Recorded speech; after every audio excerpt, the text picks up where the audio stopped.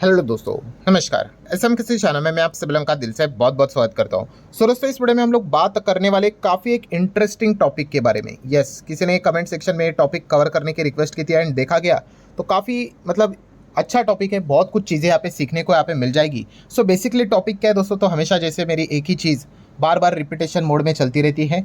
क्या होना चाहिए भाई, बिजनेस में ग्रोथ होना चाहिए। अगर ग्रोथ होगा तो कंपनी अच्छा परफॉर्मेंस दिखा सकता है। एंड ग्रोथ मतलब क्या, अगेन कह रहा हूँ, 1% में भी अगर ग्रोथ है तो ग्रोथ तो है, बट उससे कुछ होना जाना है क्या? कुछ भी नहीं। हाँ, ग्रोथ डिसेंट होनी चाहिए। ठीक है, 10 12 13 15% उस हिसाब से अगर आगे बढ़ेंगे, ठीक है, तो फिर अच्छा परफॉर्मेंस यहाँ पे हो सकता है। एंड ग्रोथ कैसे आती है दोस्तों, तो आप सभी लोगों को पता है कि आपको कुछ ना कुछ ऐसा प्रोडक्ट या फिर ऐसा सर्विस लेकर आना है मार्केट में कि वो धूम मचा दे। लोग एकदम पागल हो जाए कि भाई बस उसी की बातचीत हो और लोग उसके लिए मुंह मांगी कीमत देने के लिए भी रेडी है। That's it. फिर आपका प्रोडक्ट हिट हो गया, आपकी सर्विस हिट हो गई एंड फिर इसके बाद आपका बिजनेस दौड़ पड़ा, टॉप लाइन बॉटम लाइन सब सुधर जाएगा। इतना सिंपल होता है मार्केट समझने के हिसाब से। सो टॉपिक काफ़ी इंटरेस्टिंग था सर कि आप बिजनेस ग्रोथ की बात करते ही हो, बट मैं एक बिगनर हूँ। ठीक है, एंड बिगनर होने के चलते आपको जैसे कि पता ही है कि हमेशा मैंने आपको कहा है कि अगर आपको स्टडी करना है तो आपको किसको स्टडी करना है? यस, आपने पहले शुरुआत में लार्ज कैप को ही स्टडी करना है अगर आप बिगिनर हो तो। ठीक है, क्यों? क्योंकि लार्ज कैप में देखा गया तो रिस्क कंपैरेटिवली कम होता है, रिटर्न भी कंपैरेटिवली कम ही रहेंगे, बट फोकस पहला भाई सीखने के ऊपर होना चाहिए। अगर एक इंसान जो बिगनर है, अगर वो लार्ज कैप को ही नहीं समझ पाया, लार्ज कैप को ही हैंडल नहीं कर पाया, तो उसके लिए स्मॉल कैप मिड कैप तो काफ़ी टफ रहेंगे। मार्केट का माहौल अच्छा रहेगा भाई, हर कोई आ जाता है, बट बोलते हैं ना मार्केट में टिकना सबसे टफेस्ट पार्ट होता है। सो इसीलिए इनिशियल स्टेज पे क्या करना होता है, जितना हो सके बाजार को सीखने के ऊपर कोशिश करनी यहाँ पे होती है, जोर देना होता है। एंड लार्ज कैप कंपनियाँ ठीक होती है, उसके बिजनेस को अंडरस्टैंड करना, आपके पास बहुत सारा डेटा अवेलेबल होता है, पास्ट हिस्ट्री अवेलेबल होती है। नो डाउट पास्ट हिस्ट्री से आप फ्यूचर की वायबिलिटी कभी भी डिसाइड नहीं कर सकते, बट एटलीस्ट अगर आप इनिशियल स्टेज पे हो, शुरुआत कर रहे हो, तो स्टडी करने के लिए चीज़ें ठीक होती है। और लार्ज कैप के हिसाब से अगर हम लोग बात कर रहे हैं, सबसे आसान चीज़ क्या होती है आपको बताइए? यस, निफ्टी 50 वाले कंपनीज को स्टडी करना।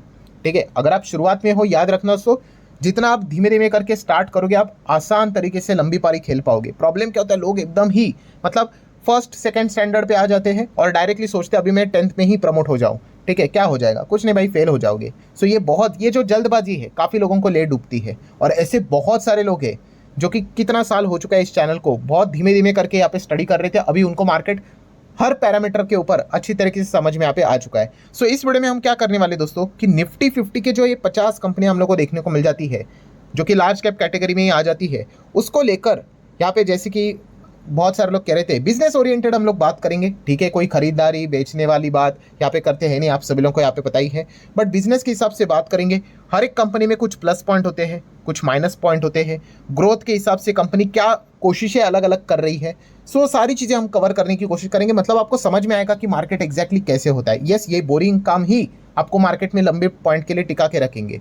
बाकी सारे लोग तो आधे तो आपको पता है रिकमेंडेशन के लिए आते हैं, इधर उधर चैनल पे चले जाते हैं, आपको पता ही है, और फिर बाद में उनका पैसा उड़ जाता है। सो हम क्या करेंगे दोस्तों, एक एक कंपनी को स्टडी करने की कोशिश करेंगे। काफ़ी इंटरेस्टिंग टॉपिक है, जिसने भी ये सवाल कमेंट सेक्शन में पूछा था। ठीक है, तो चलिए फटाफट चीज़ों को कवर करेंगे। देखिए 50 कंपनियां हैं, जैसे कि अभी देखो पहली कंपनी कौन सी है? अदानी एंटरप्राइज। ठीक है, अभी अदानी एंटरप्राइज की अगर हम लोग बात कर लें, ठीक है, इसका प्रॉब्लम क्या है, माइनस पॉइंट क्या, तो आपको पता ही है कि पॉलिटिकली बहुत ज़्यादा जुड़ी हुई रहती है। आपको पता है अदानी एंटरप्राइज बोलो या फिर पोर्ट बोलो, ठीक है, अदानी आपको पता ही है। हाँ, जो इलेक्शन आता है कभी इसको टारगेट किया जाता है, सच हो झूठ हो, बट इस चीज़ के चलते परेशान होती है। ठीक है, तो ये एक दिक्कत यहाँ पे होती है। इसका एडवांटेज कौन सा है अदानी एंटरप्राइज का? ये अदानी ग्रुप की फ्लैगशिप कंपनी है। अब ये फ्लैगशिप कंपनी क्या, जैसे कि आपको पता है अदानी ग्रुप से बहुत सारे कंपनियां अभी लिस्ट हो चुकी है। सो जिसके पास अदानी एंटरप्राइज था तो उसको उसके फ्री शेयर्स मिलते थे, तो ये एक बेनिफिट हम लोग को देखने को यहाँ पे मिलता था। ठीक है, अदानी पोर्ट की अगर बात कर ले, इसका प्लस पॉइंट कौन सा है भाई? पोर्ट सेगमेंट में अगर देखा गया तो इन्हीं की ज़्यादा मोनोपोली देखने को मिल जाती है, और ये काफ़ी अच्छा ग्रोथ वाला बिजनेस भी हम लोग को देखने को मिल जाता है। ठीक है, बट इसका प्रॉब्लम भी क्या है, जैसे मैंने साइमल्टेनियसली बताया, हाँ पॉलिटिकली टारगेट किया जाता है। कभी हिंडनबर्ग आएगा, कोई सोरोस आ जाएगा, कोई विदेश से कोई खबर निकल कर आएगी भाई इनके ऊपर कैसे करके, तो ये चीज़ें बहुत चलती है। ठीक है, तो ये पॉइंट आपको अच्छे से पता है यहाँ पे होना चाहिए। नेक्स्ट अगर हम लोग आगे बढ़ेंगे, थोड़ा स्पीड ज़्यादा रखेंगे, अपोलो हॉस्पिटल। अभी अपोलो हॉस्पिटल की बात करें दोस्तों, तो यस, यहाँ पे हम लोग को काफ़ी अच्छी ग्रोथ वाला ये बिजनेस देखने को मिल जाता है। क्यों? Health care segment, health care में बहुत ज़्यादा ग्रोथ है। आपको पता है ना कि इन्फ्लेशन से रिलेटेड जब भी डेटा आते हैं, काफ़ी लोग कहते हैं अरे भाई मेडिकल इन्फ्लेशन देख लो, एजुकेशन इन्फ्लेशन देख लो। एजुकेशन से रिलेटेड अच्छी कंपनियां मार्केट में नहीं है, बट हेल्थ केयर से रिलेटेड हॉस्पिटल्स को लेकर बहुत सारी कंपनियां हैं। सो अपोलो हॉस्पिटल आप देख सकते हो, जरूर स्टडी कर सकते हो, काफ़ी इंटरेस्टिंग कंपनी है।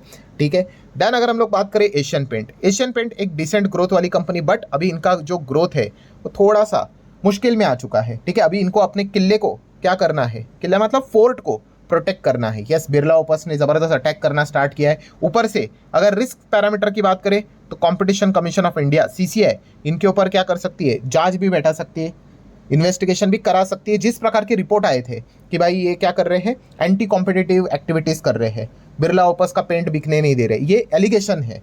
ठीक है, रिपोर्ट के जरिए आए थे। तो अगर ऐसा कुछ हुआ तो इनको दिक्कत यहाँ पे हो सकती है। सो स्टडी करते वक्त ये पॉइंट को आप ध्यान में रख सकते हो। देन एक्सिस बैंक को लेकर अभी हम क्या ही बोले, नॉर्मल सा परफॉर्मेंस चलता रहता है, कोई ऐसी वैसी बात नहीं है, ठीक ठाक चलता रहता है चीज़ें।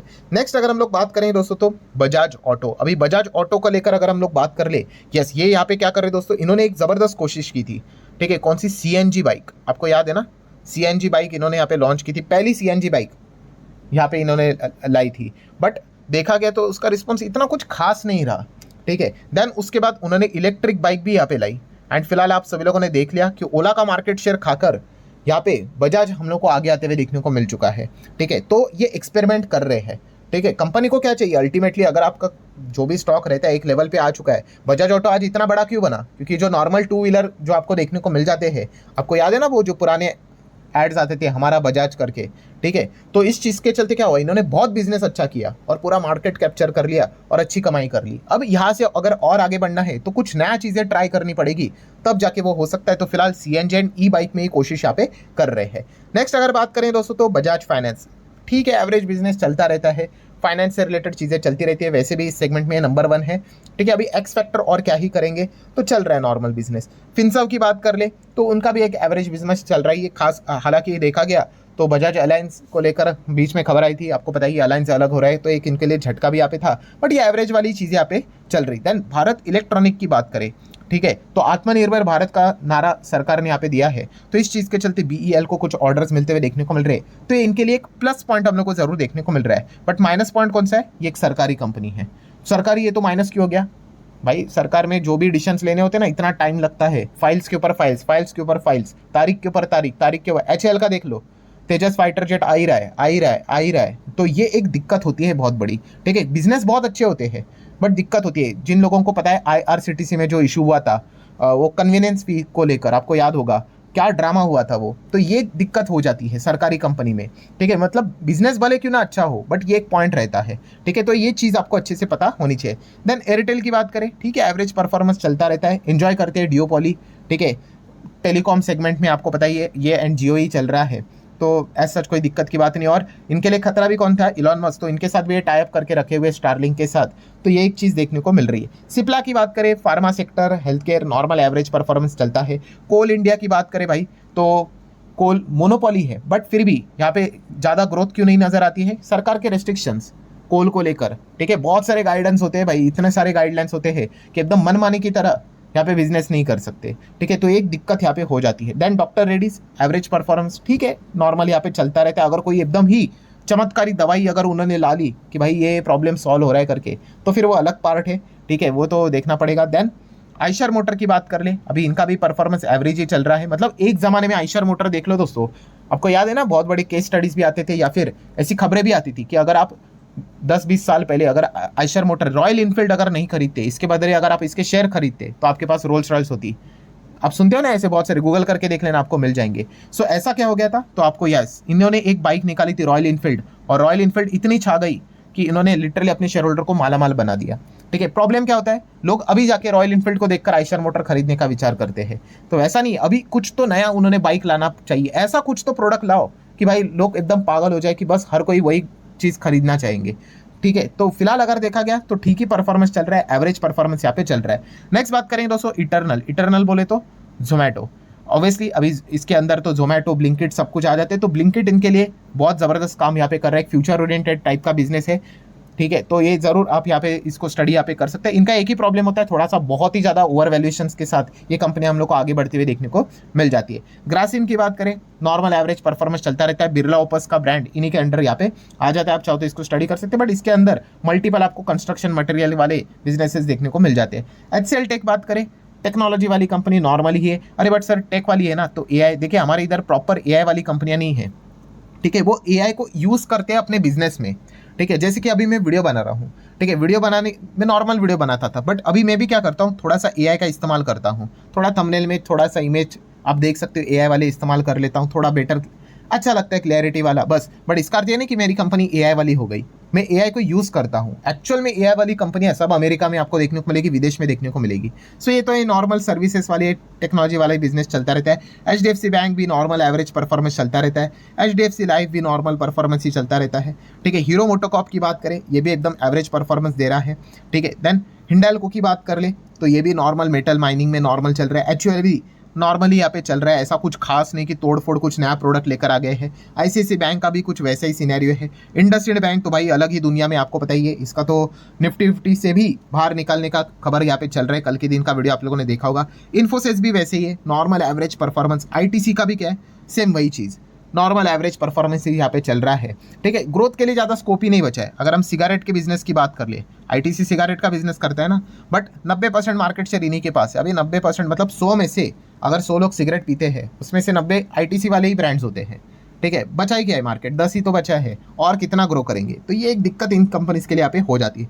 जेएफएस के लिए बात करें, यस, इनके लिए ग्रोथ का सेगमेंट बहुत कुछ यहाँ पे ओपन है, अलग अलग स्पेस में जा सकते हैं, ठीक है। और जा भी रहे, इंश्योरेंस है, ब्रोकिंग है, ठीक है, शेयर मार्केट है, म्यूचुअल फंड है, जितना हो सके वो एंटर करने की कोशिश यहाँ पे करें। बट इसका भी प्रॉब्लम क्या है, माइनस पॉइंट क्या है, नाम में जियो आ गया ना, तो काम शुरू नहीं हुआ है, फिर भी पहले से वैल्यूएशन एकदम आसमान पे छूकर बैठे हुए हैं, ठीक है। कुछ काम स्टार्ट नहीं हुआ है जिस लेवल पे होना चाहिए था, बट लोग मान के चल रहे कि आने वाले समय में धूम मचाएगा, तो ये एडवांस इसीलिए प्रीमियम इनको यहाँ पे मिल रहा है। जेएसडब्ल्यू स्टील की बात कर ले, ठीक है, स्टील एवरेज नॉर्मल बिजनेस चलता रहता है। कोटक बैंक का भी वही घिसा पिटा नॉर्मल बिजनेस। एलएनटी भी वैसा ही है, नॉर्मल बिजनेस इनका चलता रहता है, ठीक है। अगर विदेश से कोई बड़े बड़े अगर कॉन्ट्रैक्ट्स मिले, बहुत सारे मिले, तो कुछ अलग से हो सकता है, वरना तो साल भर में इनको तो मल्टीपल कॉन्ट्रैक्ट्स मिलते रहते हैं। एमएनएम की बात कर ले दोस्तों, तो यस, एमएनएम में एक ज़बरदस्त चीज़ यहाँ पे हुई थी, कौन सा, एसयूवी गाड़ियाँ, ठीक है। इनकी एसयूवी गाड़ियाँ बहुत बिकी, बहुत बिकी, इसीलिए आप देख सकते हैं एमएनएम का चार्ट पैटर्न देख लो, एकदम अलग लेवल पे ही जा रहा है, ठीक है। क्यों, एसयूवी गाड़ियों का जो क्रेज़ है, डिमांड है, इसके चलते इन्होंने कमाल के तरीके से अर्निंग कर ली। मतलब ऐसा कुछ आपको नया प्रोडक्ट लाना पड़ता है मार्केट में, तब आप अच्छा कर सकते हो। मारुति की बात करें, घिसा पिटाई बिजनेस है, अभी इनको अगर चेंज करना है कुछ तो ईवी में इनको कुछ करना पड़ेगा। अगर ये ईवी में कुछ अगर खास कर पाए, एकदम आउट ऑफ द बॉक्स, ठीक है, जस्ट लाइक अ पेट्रोल डीजल सेगमेंट, तो फिर हम कह सकते हैं मारुति भी यहाँ से और अच्छा कर सकता है। बाकी नेस्ले विस्ले अपना नॉर्मल प्रोडक्ट लेकर आ रहे हैं, एनटीपीसी वही घिसा पिटा बिजनेस, ओएनजीसी वही रोज़ के जो normal business, power grid, Reliance, SBI life, Shriram finance, SBI, क्या अलग से क्या करेंगे, बैंक ही तो चला रहे हैं। देन सन फार्मा भी नॉर्मली यहाँ पे चल रहा है, कोई एकदम से जादुई कोई मेडिसिन अगर लेकर आ गए तो अलग बात। TCS average performance. Tata consumer भी नॉर्मली प्रोडक्ट लेकर चल रहे, कुछ खास नहीं। टाटा मोटर, यस, ईवी को लेकर कोशिशें इनकी जारी है, शुरुआत तो अच्छी हुई थी, बट अभी इसको मेंटेन करना थोड़ा इनको मुश्किल हो रहा है, चैलेंज है, बट ज़रूर आप देख सकते हो। टाटा स्टील अगेन नॉर्मल घिसा पिटा बिजनेस, सिक्लिकल, कुछ खास नहीं, चलता रहता है। टेक महिंद्रा भी कुछ वैसा ही है। टाइटन भी अगर देखा गया तो ठीक है, ये थोड़ा ग्लोबल एक्सपांशन की कोशिश कर रहे हैं, ये एक अच्छा पॉइंट है। ट्रेंट अगर देखा गया भाई, ट्रेंट ने तो, झुडियो ने तो इनका लाइफ बदल दिया, और ये ऐसा लाइफ बदल दिया कि ये निफ्टी 50 का पार्ट बना, ठीक है। निफ्टी 50 में एक प्रॉब्लम भी होती है कि सब कुछ बड़ा बनने के बाद यहाँ पे एंटर कर लेते हैं, ठीक है। ट्रेंड हम लोगों ने तभी पढ़ा था जब झुडियो था भी नहीं, सिर्फ वेस्ट साइड चलता था, और वेस्ट साइड के साथ साथ जब झुडियो आया, झुडियो ने पूरा इनका मतलब काया पालट ही कर दिया। देन अल्ट्राटेक सीमेंट की बात कर ले, कोशिश कर रहे भाई, अभी आपको पता है वायरिंग सेगमेंट में जा रहे हैं, ठीक है, अलग अलग सेगमेंट में जा रहे हैं, तो थोड़ा कोशिश चल रही है। एंड विप्रो अगेन नॉर्मल घिसा पिटा बिजनेस यहाँ पे चलते रहता है। सो ठीक है दोस्तों, इन कंपनीज, ये कुल मिला के जैसे अभी मैंने आपको यहाँ पे बताया कि हर एक कंपनी, ये जो निफ्टी 50 वाली कंपनीज थी, इससे रिलेटेड क्या प्लस पॉइंट है, क्या माइनस पॉइंट है, ग्रोथ को लेकर क्या बातें हैं, वो मैंने आप लोगों के सामने रख दी, तो आपको स्टडी करने के लिए काफ़ी हेल्पफुल हुआ होगा इस वीडियो में। तो आशा करते हैं वीडियो हेल्पफुल लगा होगा, चाहो तो इसको लाइक एंड शेयर कर सकते हो। ऐसे और भी वीडियोस हम लोग कवर करेंगे स्टडी पर्पज़ के लिए, तब तक के लिए बाय बाय।